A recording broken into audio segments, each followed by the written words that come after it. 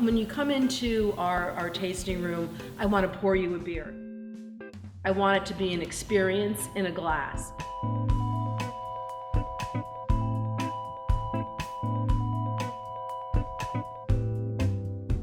When I pour you the beer, I want you to hold it up and I want you to look at it. And I want you to look at the color. Before you taste it, what I want you to do is use your nose. And I want you to put your nose in the beer and take a big whiff of the beer. You're smelling this beer, you're really getting excited now because you can't wait to taste it. And the nose of the beer should invite you in for a taste of the beer. So when you go to do that, you slowly pick it up and taste the beer.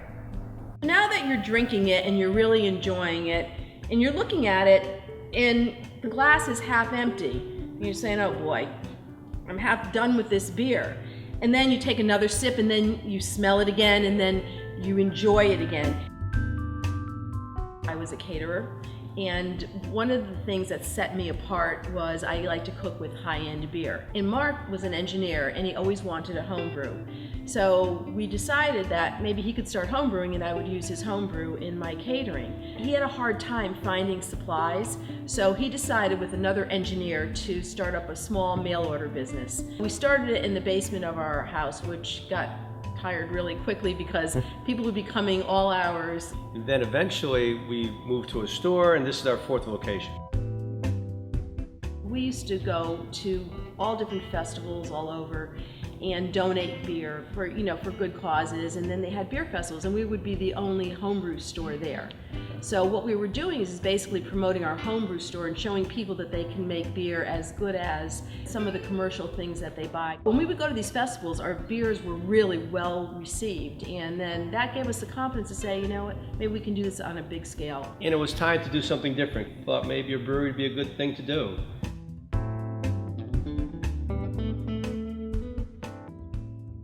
We were really struggling with a name for our brewery because we really wanted to set it apart for other breweries. Our whole family is very involved in what we're doing here. One of our son-in-laws, Eric, said, I think you should name the brewery Veracious. And we're saying, you know, why Veracious? And he said, well, that's what you and Mark stand for. And all the years I've known you, you've always been honest with us and truthful and dependable. And he says, and that's what I think your beer is going to be like, and that beer is going to be a reflection of you.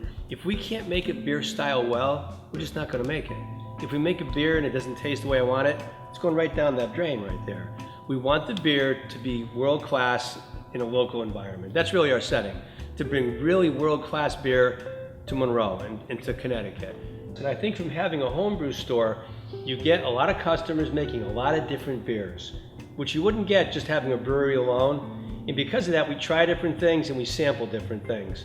And that helps us in our brewing because it opens our horizons a little bit. Styles are great. I've always loved styles, but we're really pushing the style boundaries nowadays. And we're making good beer. Mark is a solid rock classic, and once in a while I come in with something, just a little bit different, a little bit off the, beaten path. But it's nice because it's not going to be overdone. We're going to have 4 main beers that are on tap all the time, just to get people used to the beers, and 4 rotating beers. So we have our English Pale Ale called 1823. Then we have this beer right here. This is our Pedestrian Pale Ale, 7 different hops, light in bittering, hopefully a lot of hop flavor, and a lot of malt aftertaste. Beer for the people. Yep, that'll be our second beer. Then we're going to have a porter on tap called Pigtail Porter. It's American, pigtails are American. It's a robust porter, good crossover beer for people that like stouts. And our 4th main beer will be an IPA with a lot of Citra.